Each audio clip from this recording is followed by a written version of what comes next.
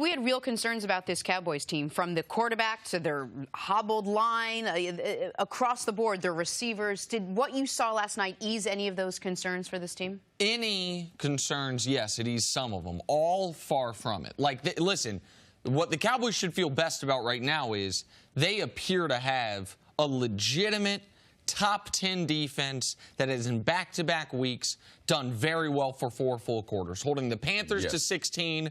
The Giants got 13, but kind of just barely. Like, they were in single digits for the vast majority of the game, down multiple scores for the vast majority of the game. That field goal at the end gets them to 13. Like, the defense looks excellent. And Zeke started to, in my eyes, look more like Zeke, but again, 15 carries, 17 carries. He hasn't had the big attempts game. But yesterday's game didn't ease any of my concerns about Dak.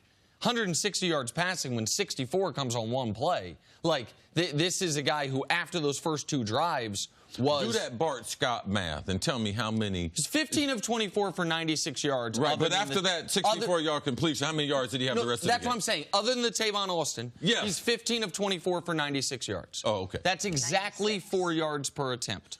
Like, so I don't... It was very funny. My wife showed me this weekend from 1 year ago this past Friday, an argument from a year ago that day, September 13th, whatever that was, talking about Dak Prescott. It was you, me, you, and Greg Jennings is there, except our seats are flipped. And Chris is adamant. I'm telling you guys, he's a game manager. The idea that he could do what he did his rookie year in any system is absurd, and you were pointing your finger, you were fired up. And I texted Chris the video, and I said, I think you might have been correct on this argument. Like, I didn't see last night, I'm like, oh, rookie year, Dak's back. No, I saw a Cowboys team that took advantage of a Giants team that's in huge trouble. Yes. Got out to an early lead. Eli had no time, and the defense played great, and Dak didn't make any mistakes, but that wasn't, to me, a great quarterbacking performance by number 4 for the Dallas Cowboys. You guys remember the Baltimore Ravens when they had Jamal Lewis? Yeah. And, not the 2,000-yard season, but just an offense was he was the focal point. Jonathan Ogden, our left tackle. They had a quarterback who managed the game, and they had a top 5 defense. Dallas has a chance to be in that because they got very good personnel. Rod Marinelli is doing a tremendous job as far as the scheme, getting guys in position to make a play.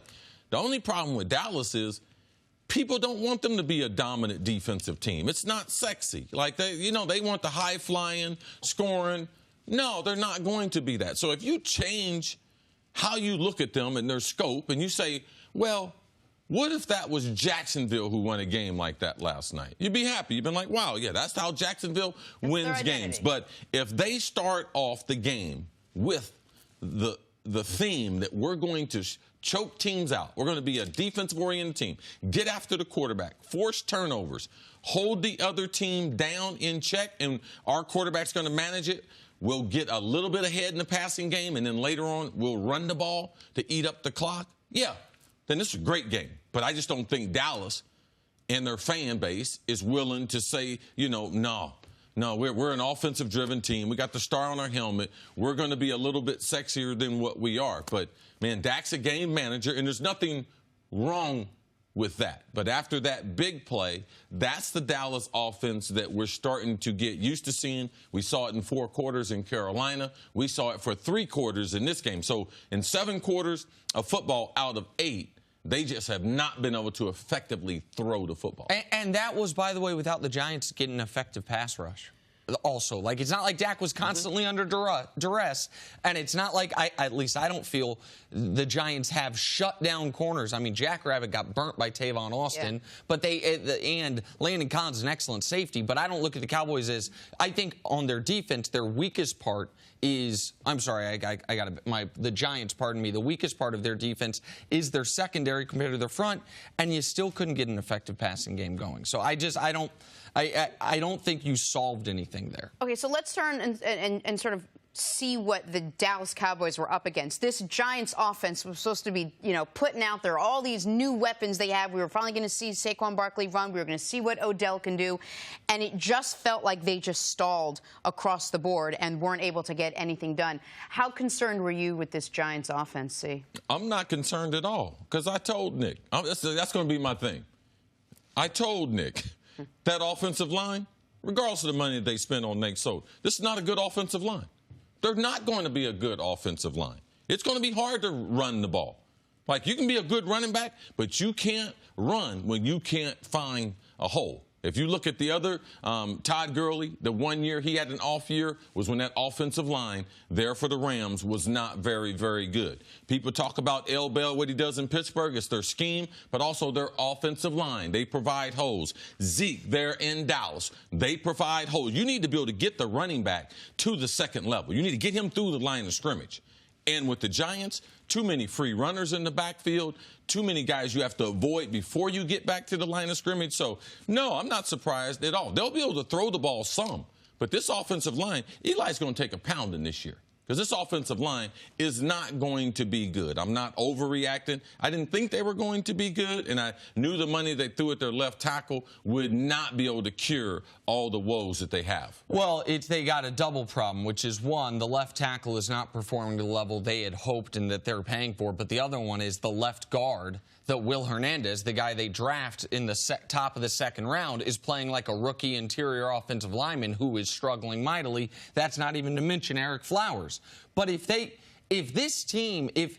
problem is the offensive line is too bad for them to be able to even get into what they want to do offensively, then you can't look at what they did this offseason as the right course of action through the draft. If the fact of the matter is the offensive line is so bad, the number 2 overall pick running back can't get going, then you can't take the number 2 overall pick running back. If the offensive line is so bad. But you also have the draft capital and real capital. You throw the money at Nate Solder, you bring him in, you move Flowers over to his natural position, right tackle, so you already have a lot of money and resources already committed to that offensive line. That doesn't mean it's going to work out. Like, we can wait. Every game that the Giants aren't successful, we could easily say, they should have drafted a quarterback.